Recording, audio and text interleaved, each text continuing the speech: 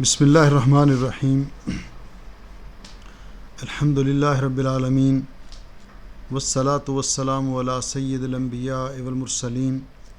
نبینا محمد خاتم النبیین وعلی آلہ الطیبین الطاہرین واصحابہ الغر المیامین ومن تبعہم بإحسان الی یوم الدین اما بعد اللہم انفعنا بما علمتنا وعلمنا ما ينفعنا وزدنا علما رب اشرح لی صدری ویسر لی امری واحلل عقدۃ من لسانی یفقہوا قولی۔ معزز سامعین و ناظرین، السلام علیکم ورحمۃ اللہ وبرکاتہ۔ آج ہم اللہ کی توفیق سے سورۃ العنکبوت کی آیت نمبر 8 سے درس تفسیر کا آغاز کر رہے ہیں۔ اللہ جل شانہ کا ارشاد گرامی ہے، اعوذ باللہ من الشیطان الرجیم، ووصینا الانسان بوالدیہ حسنا وان جاہداک لتشرک بی ما لیس لک بہ علم فلا تطعہما الی مرجعکم فانبئکم بما کنتم تعملون الی مرجعکم فانبئکم بما کنتم تعملون ووصینا الانسان بوالدیہ، اور ہم نے انسان کو تاکید کی، انسان کو حکم دیا ہے بوالدیہ، اس کے والدین کے بارے میں، حسن سلوک کا، یعنی ہم نے انسان کو اپنے ماں باپ کے ساتھ بھلائی کرنے کا اور حسن سلوک کرنے کی تاکید کی ہے۔ اس آیت کریمہ میں جس طرح کہ اللہ رب العزت نے قرآن پاک کے دیگر مقامات پر پہلے اپنے حق کا ذکر کیا کہ اللہ رب العزت کا حق سب سے مقدم ہے، اور اللہ رب العزت کا حق کیا ہے کہ اللہ رب العزت کے ساتھ اس کی ذات میں یا اس کی صفات میں یا اس کے حقوق میں اور اس کے اختیارات میں کسی کو شریک نہ ٹھہرایا جائے۔ اور قرآن پاک کے کئی مقامات پر اللہ رب العزت نے اسی ترتیب کے ساتھ کہ پہلے اپنا حق ذکر کیا، جیسا کہ سورہ بنی اسرائیل کی آیت نمبر 23 اور 24 میں اللہ رب العزت فرماتے ہیں وَقَضَىٰ رَبُّكَ، وہاں بھی اللہ رب العزت نے قضا کا، اللہ نے یہ فیصلہ کر دیا ہے، ای امر ربو کا، اللہ آپ کے رب نے یہ حکم دیا ہے، اللہ تعبدوا الا ایاہ، اللہ تعبدوا الا ایاہ، کہ تم نہ عبادت کرو مگر صرف اسی کی، یعنی اللہ رب العزت کے علاوہ کسی کی عبادت نہ کرو۔ عبادت کا حق اللہ تعالیٰ کا ہے، اور اسی لیے اللہ رب العزت نے اس بات کا ہم سے قرآن پاک میں بار بار ہمیں حکم بھی دیا، اور نماز کی ہر رکعت میں سورہ فاتحہ پڑھنے کا حکم دیا، اور ہم اقرار کرتے ہیں ایاک نعبد و ایاک نستعین، اے اللہ ہم صرف تیری ہی عبادت کرتے ہیں اور صرف تجھ ہی سے مدد مانگتے ہیں۔ تو اللہ رب العزت نے سب سے پہلے اپنا حق ذکر کیا، اور اس کے بعد پھر والدین کے حقوق کا تذکرہ کیا، اور فرمایا وَبِالْوَالِدَيْنِ احسانا، اور والدین کے ساتھ احسان کرو۔ یہاں پہ فرمایا بِوَالِدَيْهِ حسنا، اور والدین کے ساتھ حسن سلوک کرو۔ بعض علماء نے لکھا ہے کہ احسان کا درجہ حسن سے زیادہ ہے۔ کس طرح کہ احسان کے اندر یہ بات شامل ہے کہ انسان جو بھی کام کرے اللہ کی رضا کے لیے کرے، اللہ کی رضا کے لیے کرے، اللہ تعالیٰ سے اجر و ثواب حاصل کرنے کے لیے کرے، اور والدین کی خدمت کرتے وقت بھی اس کو یہ احساس ہو کہ والدین کے ساتھ میں جو بھی رویہ رکھ رہا ہوں اللہ تعالیٰ مجھے دیکھ رہا ہے، اور اللہ تعالیٰ میں اپنے رب کے سامنے یہ سارے کام سر انجام دے رہا ہوں۔ والدین کے ساتھ احسان اور نیکی، اللہ رب العزت نے اس کی بعض صورتیں ذکر کی سورہ بنی اسرائیل میں۔ اللہ رب العزت فرماتے ہیں اما یبلغن عندک الکبر، اگر آپ کی زندگی میں آپ کے پاس آپ کے والدین بڑھاپے کو پہنچ جائیں، احدہما او کلاہما، دونوں میں سے کوئی ایک یا دونوں، تو پھر ان کی اس طرح خدمت کرو، فلا تقل لہما اف، کہ ان کے سامنے اف تک نہ کہو، یعنی والدین کے ساتھ حسن سلوک، اس کا طریقہ کار اور اس کا مظہر بیان کیا اللہ رب العزت نے، اور بالخصوص بڑھاپے کی عمر کا ذکر کیا، اور بہت ساری ایسی دیگر نصوص کے اندر اس عمر کا خاص کر ذکر کیا، جیسا کہ آپ نے رمضان المبارک کے بارے میں وہ حدیث پاک سنی ہے کہ جب نبی پاک صلی اللہ علیہ وسلم نے ممبر کی پہلی سیڑھی پہ قدم رکھا تو فرمایا آمین، دوسری سیڑھی پہ قدم رکھا تو فرمایا آمین، تیسری سیڑھی پہ قدم رکھا تو فرمایا آمین۔ تو اس وقت صحابہ اکرام نے جب آپ سے پوچھا تو نبی پاک صلی اللہ علیہ وسلم نے اس کی وجہ بتائی اور فرمایا کہ جبریل امین میرے پاس آئے اور انہوں نے یہ دعا کی، اور ان میں سے ایک دعا بھی یہ تھی کہ من ادرک والدیہ بعد من ادرک والدیہ عند الکبر احدہما او کلیہما فلم یدخلاہ الجنہ، وہ شخص بھی اللہ کی رحمت سے محروم ہو جائے جس نے بڑھاپے میں اپنے والدین کو پا لیا یا دونوں میں سے کسی ایک کو پا لیا، اور پھر وہ اس کو جنت میں داخل نہ کروا سکے، یعنی ان کی خدمت کر کے وہ جنت حاصل نہ کر سکا۔ تو اللہ رب العزت فرماتے ہیں اس طرح ان کے ساتھ حسن سلوک کرو کہ ان کے سامنے اف تک نہ کہو۔ علماء نے لکھا ہے کہ اگر اف سے بھی ہلکا کوئی کلمہ ہوتا تو اللہ رب العزت اس کا ذکر کرتے، اف بھی نہ کہو، لا تقل لہما اف ولا تنہرہما، اور کبھی والدین کو ڈانٹو نہیں، کبھی جھڑکو نہیں، ان کے ساتھ سختی سے گفتگو نہ کرو،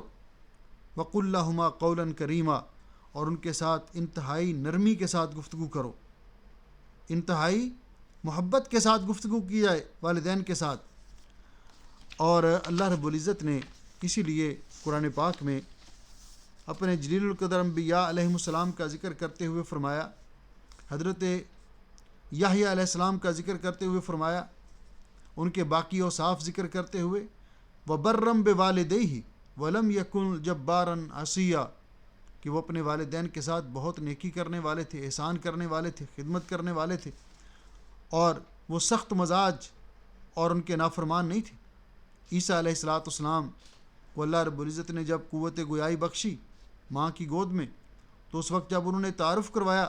تو اللہ رب العزت نے خصوصی طور پر ان کے اس وصف کا بھی ذکر کیا، وَبَرًّا بِوَالِدَتِي، مجھے اللہ تعالیٰ نے اپنی والدہ کے ساتھ احسان کرنے والا، نیکی کرنے والا بنایا ہے۔ رسول اکرم صلی اللہ علیہ وسلم نے فرمایا کہ میں جب اللہ تعالیٰ نے مجھے جنت کا مشاہدہ کروایا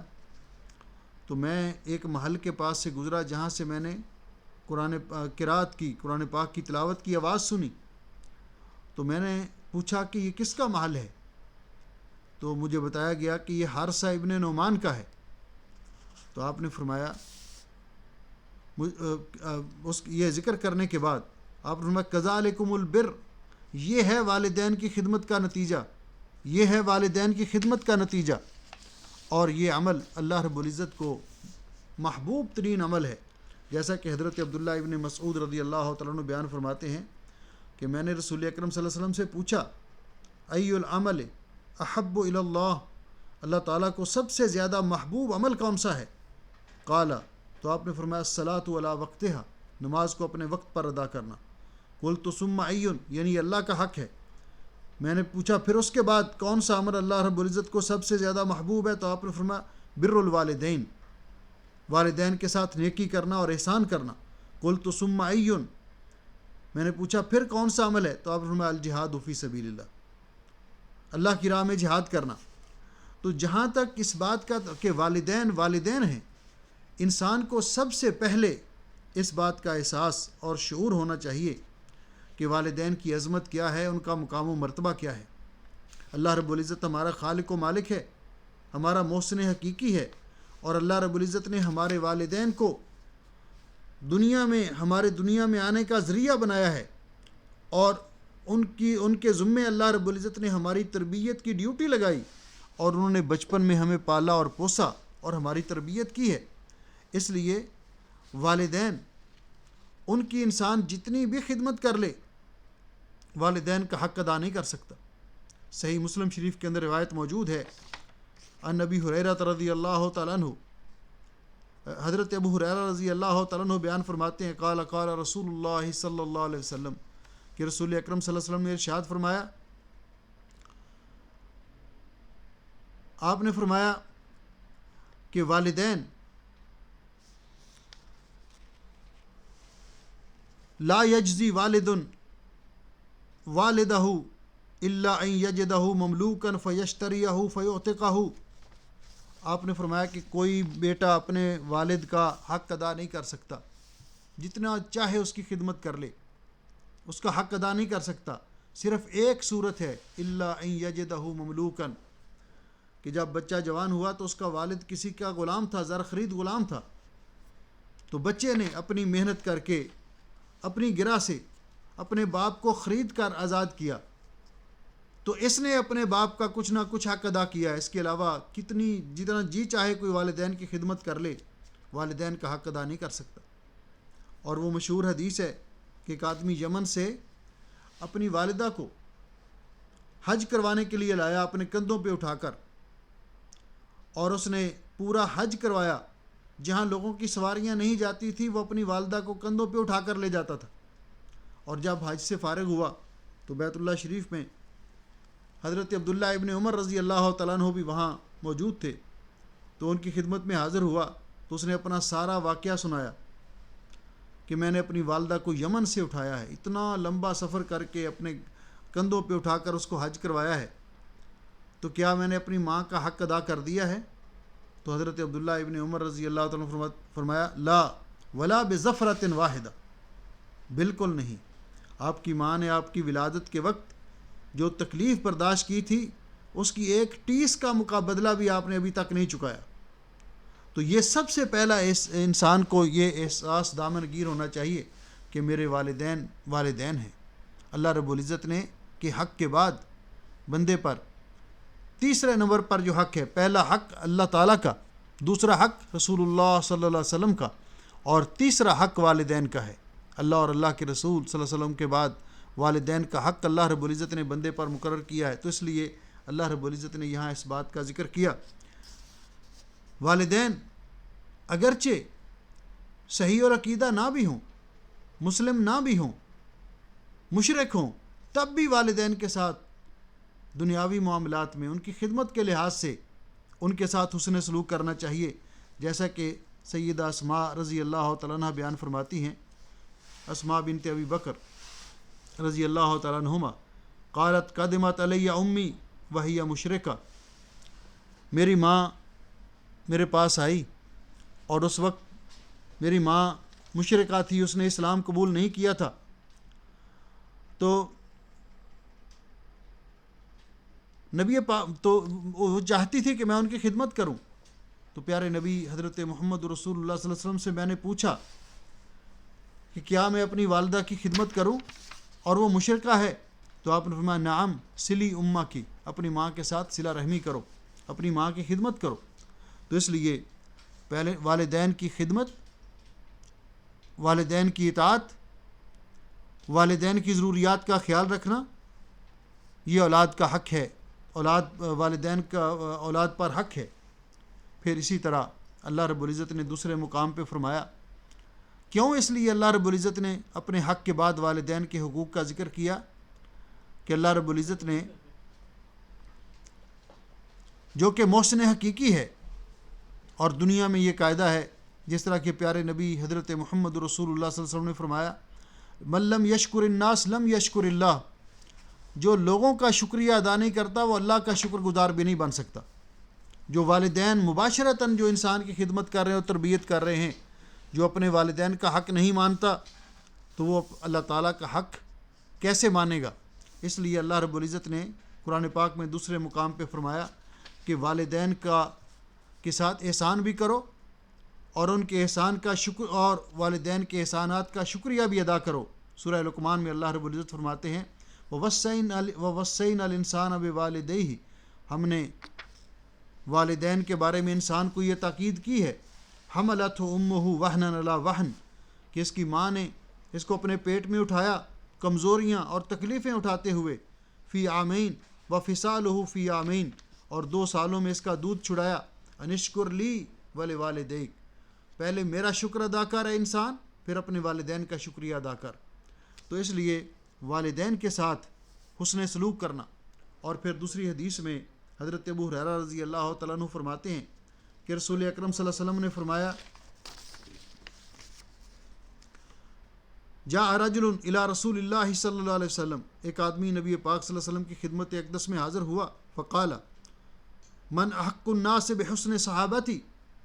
لوگوں میں میرے حسن سلوک کا سب سے زیادہ حقدار کون ہے؟ تو رسول اکرم صلی اللہ علیہ وسلم نے فرمایا، اموں کا، تیری ماں۔ قال ثم من، کہا اس کے بعد آپ نے فرمایا اموں کا، تیری ماں۔ پھر تیسری بار پوچھا تو کہا تیری ماں تیرے حسن سلوک کی زیادہ حقدار ہے۔ چوتھی بار جب پوچھا تو فرمایا ثم ابو کا، پھر آپ کا باپ۔ ماں کے حق کو اس طرح مقدم کیا گیا، لیکن اطاعت اور فرما برداری میں دونوں کا پاس رکھا گیا۔ حضرت ابو درداء رضی اللہ تعالیٰ عنہ فرماتے ہیں کہ میں نے نبی پاک صلی اللہ علیہ وسلم سے سنا، آپ نے فرمایا الوالد اوسط ابواب الجنہ، والد جنت کا درمیانہ دروازہ ہے، والد جنت کا درمیانہ دروازہ ہے۔ جس کا والد راضی ہے اس پر اللہ بھی راضی ہے،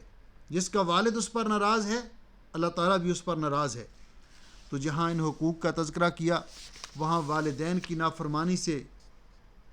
اس کے خطرناک انجام سے بھی ڈرایا۔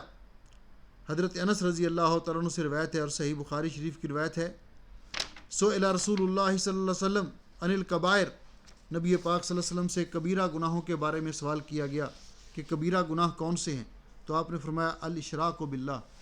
سب سے بڑا گناہ کبیرہ گناہوں میں سے اللہ تعالیٰ کے ساتھ شرک کرنا۔ اور اس کے بعد دوسرے نمبر پہ فرمایا وعقوق الوالدین، اور والدین کی نافرمانی کرنا،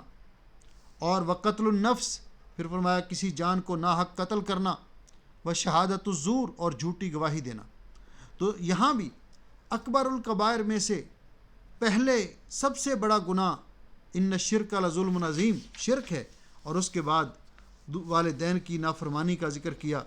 کہ والدین کی نافرمانی یہ بہت بڑا اکبر الکبائر میں سے ہے اور بہت بڑا گناہ ہے اور جرم ہے۔ اس کے بعد اللہ رب العزت فرماتے ہیں وَإِن جَاهَدَاكَ، اگر آپ کے والدین آپ کو مجبور کریں، جاہدہ یجاہدو کا معنی کہ کسی سخت اصرار کرنا، مجبور کرنا، کسی کو کسی کام کے لیے اصرار کرنا۔ وَإِن جَاهَدَاكَ، اگر آپ کے والدین، جاہدہ تثنیہ کا صیغہ ہے، اگر وہ آپ کے ساتھ اس بات پر آپ کو مجبور کریں یا حکم دیں یا اصرار کریں، لِتُشْرِكَ بِي، تاکہ آپ میرے ساتھ شرک کریں، اگر آپ کے والدین زور دیں کہ آپ ان کے ساتھ کسی چیز کو شریک ٹھہرائیں جس کے بارے میں ما لیس لک بہ علم، آپ کو علم نہیں ہے، تو فرمایا فلا تطعہما، پھر والدین کی بات نہ مانیے، پھر والدین کی بات نہ مانیے۔ اس آیت کے شان نزول میں بعض مفسرین نے یہ حدیث پاک نقل کی ہے کہ حضرت سعد ابن ابی وقاص رضی اللہ تعالیٰ عنہ کے بارے میں یہ آیت مبارکہ نازل ہوئی۔ یہ دونوں آیتیں وَوَصَّيْنَا الْإِنسَانَ بِوَالِدَيْهِ وَإِن جَاهَدَاكَ، تو یہ آیت مبارکہ ان کے بارے میں نازل ہوئی کہ جب انہوں نے اسلام قبول کیا تو ان کی ماں نے قسم اٹھا لی، حلف اٹھا لیا کہ وہ نہ کچھ کھائے گی اور نہ کچھ پیے گی جب تک حضرت سعد رسول اکرم صلی اللہ علیہ وسلم کے ساتھ کفر نہ کریں، اسلام کو چھوڑ نہ دیں۔ تو حضرت سعد رضی اللہ تعالیٰ عنہ کو سمجھاتے رہے، انہوں نے کہا کہ جب تک آپ دین اسلام کو نہیں چھوڑیں گے اس وقت تک میں کچھ نہیں کھاؤں گی اور کچھ نہیں پیوں گی۔ تو حضرت سعد نے اور کہا کہ لوگ آپ کو، میں مر جاؤں گی اسی طرح لوگ آپ کو طعنہ دیا کریں گے کہ یہ اپنی ماں کا قاتل ہے۔ تو حضرت سعد رضی اللہ تعالیٰ عنہ نے کہا کہ یہ نہیں ہو سکتا۔ تو پھر جب ان کی ماں نے دیکھا کہ یہ بات کسی طرح نہیں مانتے، تو پھر وہ بھی اس نے کھانا پینا کھایا، وہ بھی بعد میں اسلام لے آئی اور کھانا پینا اس نے شروع کیا۔ تو اللہ رب العزت نے فرمایا کہ یہ قاعدہ مقرر کر دیا کہ والدین اگر کسی کو حکم دیں،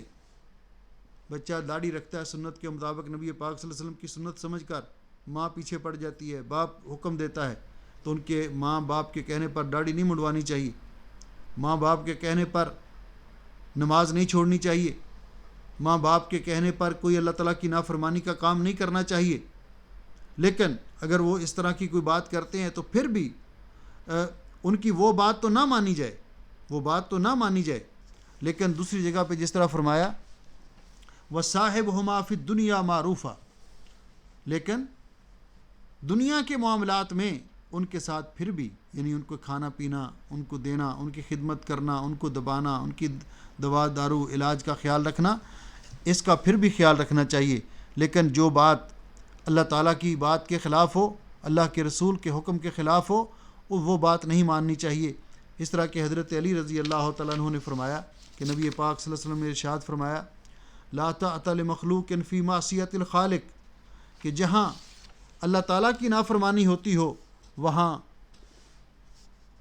مخلوق کی بات نہیں مانی جائے گی۔ صحیح حدیث ہے، حضرت علی رضی اللہ تعالیٰ عنہ نے فرمایا کہ رسول اکرم صلی اللہ علیہ وسلم نے فرمایا لا طاعۃ لمخلوق فی معصیۃ الخالق۔ تو یہ قاعدہ یہاں پر بیان کر دیا گیا کہ اگر والدین آپ کو مجبور کریں کہ آپ اللہ تعالیٰ کے ساتھ کسی کو شریک ٹھہرائیں تو کبھی بھی ان کی یہ بات نہ مانیے۔ اس کے بعد فرمایا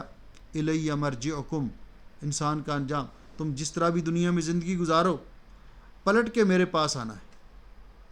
آخرت میں میرے پاس آنا ہے۔ اور یہاں وہ عقیدہ بیان کر دیا جس عقیدے سے اس دور کے لوگ جس کو ماننے کے لیے تیار نہیں ہوتے تھے، اور ان کو بھی اس بارے میں تنبیہ کر دی کہ جو ہر شخص کو اس بات کا ادراک اور شعور ہونا چاہیے، اور مسلمانوں کا یہ ایمان اور عقیدہ ہے، اسلام کے 6 ارکان میں سے اہم رکن ہے الایمان بالیوم الآخر، کہ اس دنیا سے ہم جائیں گے، موت آئے گی، مرنے کے بعد ہمیں دوبارہ زندہ کیا جائے گا، اور اللہ رب العزت ہم سے ہمارے کیے کا حساب لے گا۔ تو اللہ رب العزت نے فرمایا اس بات کو کبھی نہ بھولیے فَأُنَبِّئُكُم بِمَا كُنتُمْ تَعْمَلُونَ، تم سب نے میری طرف پلٹ کے آنا ہے، پھر میں تمہیں بتاؤں گا کہ تم دنیا میں کیا عمل کرتے رہے اور کیا تمہارے اعمال تھے۔ یعنی دنیا کی یہ رشتہ داریاں، والدین کے حقوق، یہ اس دنیا کی حد تک ہیں، آخر کار ماں باپ اور اولاد سب کو اللہ کے حضور پلٹ کے جانا ہے، جس کا معنی کیا ہے کہ اولاد کے لیے لازمی ہے کہ وہ والدین کے حقوق ادا کرے، اور والدین کے لیے لازمی ہے کہ وہ اولاد کے حقوق ادا کریں۔ اگر اولاد اپنی ذمہ داری ادا کرتی ہے لیکن والدین ظلم کرتے ہیں تو وہ بھی سمجھے کہ ہم نے بھی اللہ رب العزت کی بارگاہ میں جا کر جواب دے ہماری ہوگی، ہم نے بھی جواب دینا ہے۔ تو اس لیے فرمایا تم سب نے میری طرف پلٹ کے آنا ہے، اور میں تمہیں آگاہ کروں گا کہ تم دنیا میں کیا اعمال کرتے رہے اور کیا تمہارے دنیا کے اندر تمہارا طرز عمل تھا۔ اس کے بعد اللہ رب العزت فرماتے ہیں والذین آمنوا وعملوا الصالحات، وہ لوگ جو ایمان لائے اور انہوں نے نیک اعمال کیے۔ یہاں بھی اللہ رب العزت نے اس بات کو بالکل واضح کر دیا کہ وہ لوگ جو ایمان لائے اور انہوں نے نیک اعمال کیے، یعنی اگر کسی کے والدین مشرک ہوں گے تو مومن بیٹا نیکوں کے ساتھ ہوگا، مشرک والدین کے ساتھ نہیں ہوگا، اس لیے کہ والدین کو دنیا میں اس کے بہت قریب رہے اور محبت بھی کرتے تھے، لیکن ان کی جو محبت تھی ان سے، وہ محبت طبعی محبت تھی جس طرح والدین کو اولاد سے ہوتی ہے، دینی محبت نہیں تھی۔ اور قیامت کے دن وہی دوستیاں اور وہی محبتیں قائم ہوں گی جن کی بنیاد دین ہوگی، جن کی بنیاد اللہ تعالیٰ کی رضا ہوگی۔ تو اس لیے فرمایا والذین آمنوا وعملوا الصالحات، پہلے ایمان کا ذکر کیا اور اس کے بعد اعمال صالحہ کا ذکر کیا، یعنی ایمان لانے کے بعد نیک اعمال کرنے کا ہمیں حکم ہے۔ اس سے ایک بات تو یہ ثابت ہوئی کہ انسان کے اعمال وہی نیک ہو سکتے ہیں جو ایمان کی حالت میں کیے جائیں، اعمال صالحہ انہی کو کہا جاتا ہے۔ اس لیے علماء نے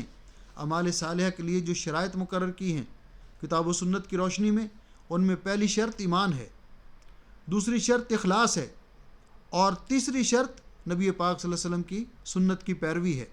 تو گویا کہ جس نے جو ایمان لایا،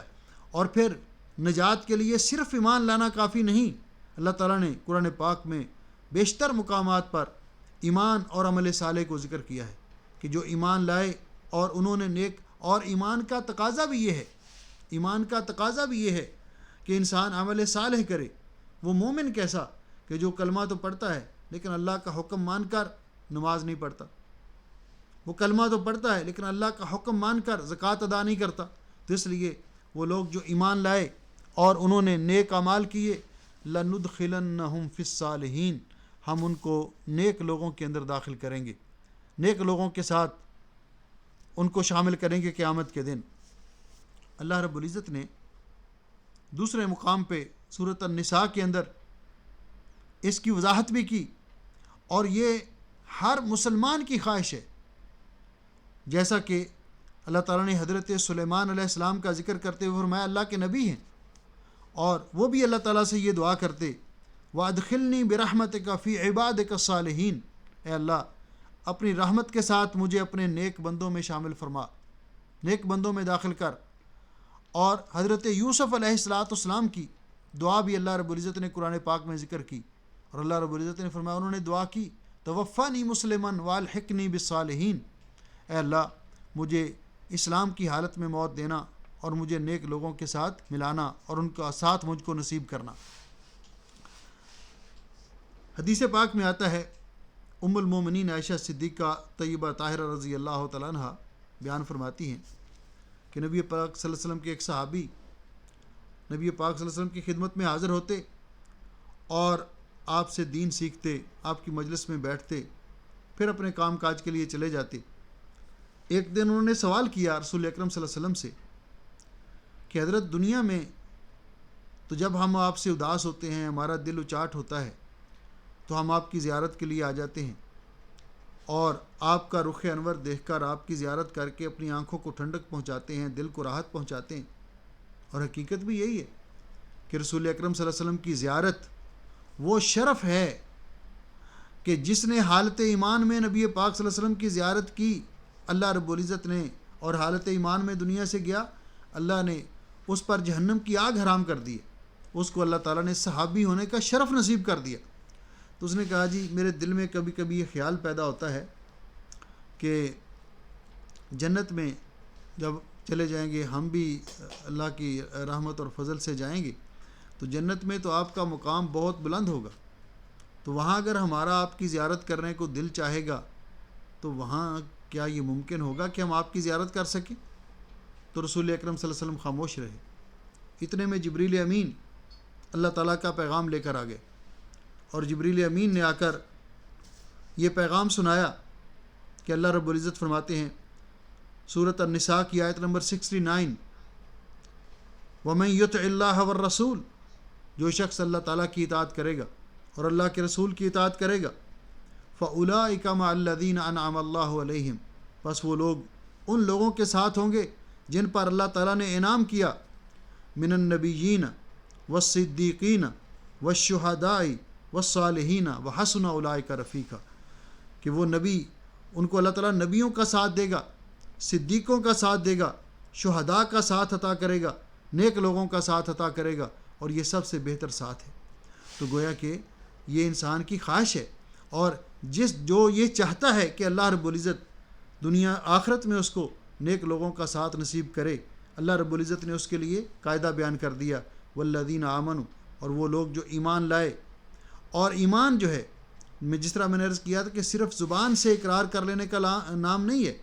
بلکہ ایمان کی تعریف اقرار باللسان و تصدیق بالقلب و عمل بالارکان، زبان سے اقرار کرنا، دل سے اس کی تصدیق کرنا، اور اعضاء کے ذریعے اس پر عمل پیرا ہونا۔ ایمان کے 6 ارکان، ان پر ایمان لانا لازمی ہے، اور وہ 6 ارکان کیا ہیں؟ اللہ تعالیٰ پر ایمان، آمنت باللہ و ملائکتہ، اللہ تعالیٰ کے فرشتوں پر ایمان، و کتبہ، اللہ تعالیٰ کی نازل کردہ کتابوں پر ایمان، و رسلہ، اللہ تعالیٰ کے مبعوث کردہ رسولوں پر ایمان، والیوم الآخر، آخرت کے دن پر ایمان، والقدر خیرہ و شرہ، اور اچھی اور بری تقدیر پر ایمان۔ تو اللہ تعالیٰ فرماتے ہیں کہ جو لوگ ایمان لائے اور انہوں نے نیک اعمال کیے، لندخلنہم فی الصالحین، ہم ان کو نیک لوگوں کے اندر، صالحین کے اندر ان کو داخل کریں گے۔ اللہ رب العزت سے ہم بھی یہی دعا کرتے ہیں کہ اللہ رب العزت ہمارا ساتھ بھی قیامت کے دن نیک اور صالح لوگوں کے ساتھ کرے، ہمیں ان لوگوں میں داخل فرمائے کہ جن کے بارے میں اللہ تعالیٰ نے یہ وعدہ کیا ہے، لندخلنہم فی الصالحین، ہم ان کو نیک لوگوں میں داخل کریں گے۔ تو اس طرح آج ہم اسی پر اکتفا کرتے ہیں کیونکہ ٹائم ہو چکا ہے۔ کل سے انشاءاللہ، آج تھوڑا سا معذرت کے لیٹ ہو گئے، کل سے انشاءاللہ 4:45 بجے، ٹھیک 4:45 بجے اللہ صحت و عافیت بخشے اور اللہ تعالیٰ نے اگر زندگی بخشی تو کل انشاءاللہ پورے ٹائم پہ درس شروع ہوگا 4:45 بجے اور 5:30 بجے تک۔ اللہ سبحانہ و تعالیٰ اس پروگرام میں شرکت کرنے والے یا بعد میں سننے والے سب کے لیے خیر و برکت کا باعث بنائے۔ اللہ رب العزت ہمارے روزے، نمازیں، قرآن پاک کی تلاوت، ہماری دعائیں قبول فرمائے، جس طرح اللہ تعالیٰ نے یہ ماہ مبارک ہمیں نصیب فرمایا۔ اللہ رب العزت نے رمضان المبارک بھی ہمیں نصیب فرمایا، اور اللہ تعالیٰ کا خصوصی فضل و کرم بھی یہ ہوا کہ آج 2 رمضان ہے اور الحمدللہ موسم بھی بہت اچھا ہو گیا۔ کل کچھ بارش ہوئی، آج بھی موسم جو الحمدللہ اللہ تعالیٰ نے بہت ٹھنڈا کر دیا۔ تو اللہ تعالیٰ ہمیں رمضان المبارک کی اسی طرح اپنی رحمتیں ہم پر برساتا رہے، اور رمضان المبارک کی برکات سے اللہ تعالیٰ ہمیں بھرپور استفادہ کرنے کی توفیق عطا فرمائے، اور اللہ سبحانہ و تعالیٰ اس ماہ مبارک کو ہمارے لیے بخشش اور مغفرت کا ذریعہ بنائے، جہنم سے آزادی کا ذریعہ بنائے۔ نبی پاک صلی اللہ علیہ وسلم نے فرمایا کہ اللہ تعالیٰ رمضان کی ہر رات کو بہت سے لوگوں کو جہنم سے آزاد کرتے ہیں۔ اللہ سبحانہ و تعالیٰ ہمارا نام بھی ان خوش نصیب لوگوں میں لکھ دے جن کو اللہ تعالیٰ جہنم سے آزاد کرتا ہے۔ اللہ تعالیٰ ہمارے گناہوں کو معاف فرمائے، ہماری حسنات کو قبول فرمائے، جب تک زندہ رکھے، اسلام پر زندہ رکھے۔ آخری وقت آئے تو اللہ تعالیٰ ہمارا خاتمہ ایمان پہ کرے۔ ربنا تقبل منا انک انت السمیع العلیم وتب علینا انک انت التواب الرحیم۔ سبحان ربک رب العزت عما یصفون وسلام علی المرسلین والحمد للہ رب العالمین۔ آج انشاءاللہ رات کا درس جو ہے 9 بجے شروع ہوگا، اور قرآن پاک کے فضائل، یعنی تلاوت قرآن پاک کے جو فضائل ہیں اس کے بارے میں ہم انشاءاللہ گفتگو کریں گے۔ تو آپ بہن بھائیوں سے، عزیزوں سے، عزیزات سے گزارش ہے کہ اس میں بھی شرکت کریں۔ انشاءاللہ یہ رمضان المبارک کے بابرکت موسم میں یہ بابرکت محفلیں ہیں اور مجلسیں ہیں، یہ دروس ہیں، تو ان کے اندر شرکت کریں، انشاءاللہ بہت فائدہ ہوگا دنیا اور آخرت میں بھی۔ السلام علیکم ورحمۃ اللہ وبرکاتہ۔ سبحانک اللہ۔